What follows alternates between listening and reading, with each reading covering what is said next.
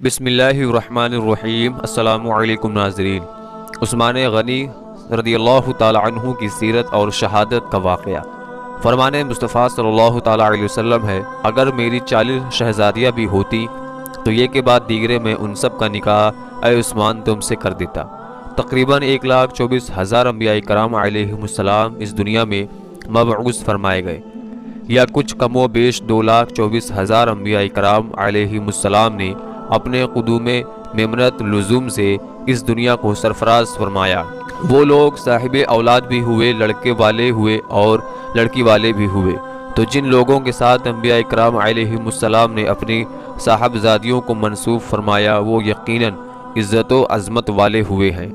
اسی لیے کہ اللہ رب العزت کے نبی کا داماد ہونا ایک بہت بڑا مرتبہ ہے جو خوش نصیب انسانوں کو ہی نصیب ہوا ہے، مگر اس سلسلے میں جو خصوصیت اور جو انفرادیت حضرت سیدنا عثمان غنی رضی اللہ تعالی عنہ کو حاصل ہے وہ کسی کو نہیں ہے۔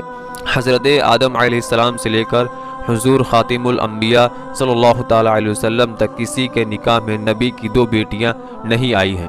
لیکن حضرت سیدنا عثمان غنی رضی اللہ تعالی عنہ کے نکاح میں صرف نبی نہیں بلکہ نبی الانبیاء، سید الانبیاء حضور احمد مجتبیٰ محمد مصطفیٰ صلی اللہ تعالی علیہ وسلم کی 2 صاحبزادیاں یعنی 2 بیٹیاں ایک کے بعد دوسری آپ کے نکاح میں آئیں، اور صرف یہی نہیں بلکہ حضرت علی رضی اللہ تعالی عنہ سے یہاں تک روایت ہے کہ انہوں نے فرمایا، حضور صلی اللہ تعالی علیہ وسلم کا یہ ارشاد سنا ہے کہ آپ حضرت سیدنا عثمان غنی رضی اللہ تعالی عنہ سے فرما رہے تھے کہ اگر میری 40 لڑکیاں بھی ہوتی تو یہ کے بعد دیگرے میں ان سب کا نکاح اے عثمان تم سے کر دیتا،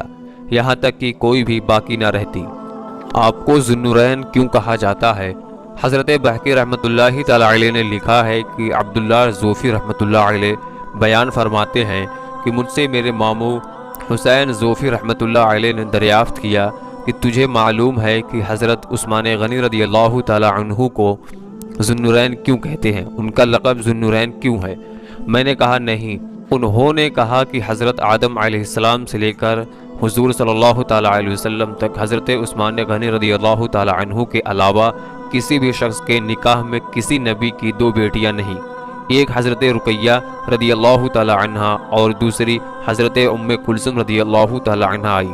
اس لیے آپ کو ذو النورین کہتے ہیں۔ اعلی حضرت مجدد دین و ملت فاضل بریلوی رحمۃ اللہ تعالی علیہ فرماتے ہیں، نور کی سرکار سے پایا دوشالہ نور کا، ہو مبارک تم کو ذو النورین جوڑا نور کا۔ بدری صحابہ میں آپ کا شمار۔ حضور صلی اللہ علیہ وسلم نے اعلان نبوت سے پہلے اپنی شہزادی حضرت رقیہ رضی اللہ تعالی عنہ کا نکاح آپ رضی اللہ تعالی عنہ سے کیا تھا، جو غزوہ بدر کے موقع پر بیمار تھی، اور آپ انہی کی تیمارداری یعنی دیکھ بھال کے سبب حضرت عثمان غنی رضی اللہ تعالی عنہ اس جنگ میں شریک نہیں ہو سکے، اور حضور صلی اللہ تعالی علیہ وسلم کی اجازت سے مدینہ طیبہ زادہ اللہ شرفہ و تعظیمہ میں ہی رہ گئے تھے، مگر چونکہ حضور اقدس صلی اللہ علیہ وسلم نے حضرت عثمان غنی رضی اللہ تعالی عنہ کو بدر کے مال غنیمت سے حصہ عطا فرمایا تھا، اس لیے آپ رضی اللہ تعالی عنہ بدریوں میں شمار کیے جاتے ہیں۔ غزوہ بدر میں مسلمانوں کے فتح پانے کی خوشخبری لے کر جس وقت حضرت زید بن حارثہ رضی اللہ تعالی عنہ مدینہ منورہ میں پہنچے، اس وقت حضرت رقیہ رضی اللہ تعالی عنہ کو دفن کیا جا رہا تھا۔ ان کے انتقال فرما جانے کے بعد حضور سید عالم صلی اللہ علیہ وسلم اپنی دوسری شہزادی حضرت ام کلثوم رضی اللہ تعالی عنہ کا نکاح حضرت عثمان غنی رضی اللہ تعالی عنہ سے کر دیا، تو ان کا بھی 9 ہجری میں وصال ہو گیا۔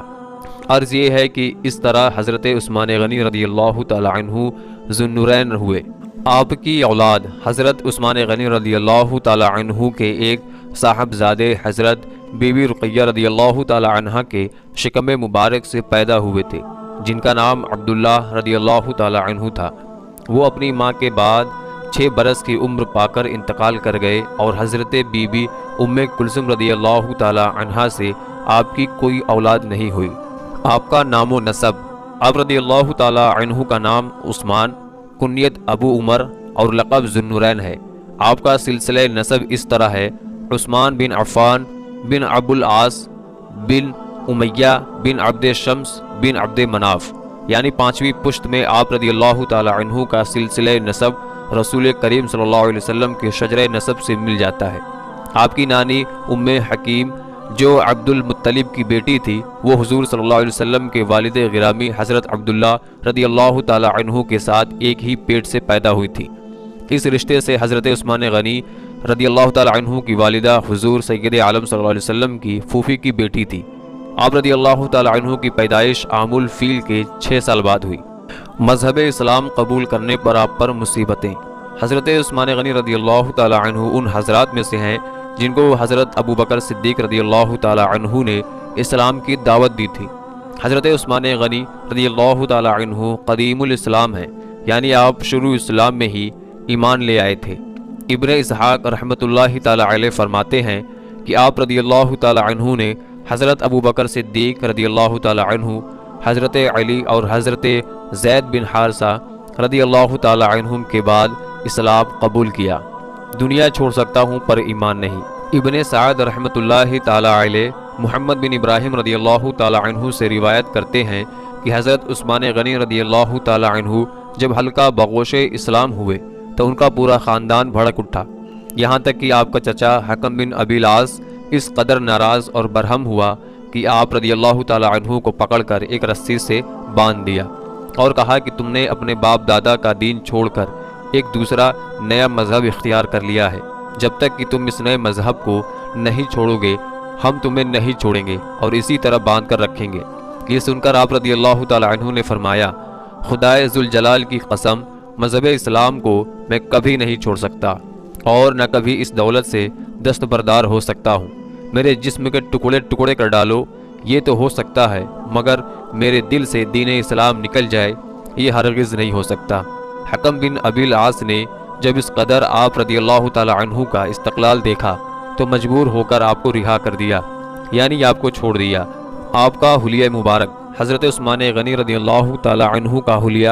سراپا ابن عساکر رحمۃ اللہ علیہ نے چند طریقوں سے اس طرح بیان کرتے ہیں کہ آپ رضی اللہ تعالی عنہ درمیانی قد کے خوبصورت شخص تھے، رنگ میں سفیدی کے ساتھ سرخی بھی شامل تھی، جسم کی ہڈیاں چوڑی تھیں، کندھے کافی پھیلے ہوئے تھے، پنڈلیاں بھری ہوئی تھی، ہاتھ لمبے تھے جن پر کافی بال تھے، داڑھی بہت گھنی تھی، سر کے بال بہت گھنگرالے تھے،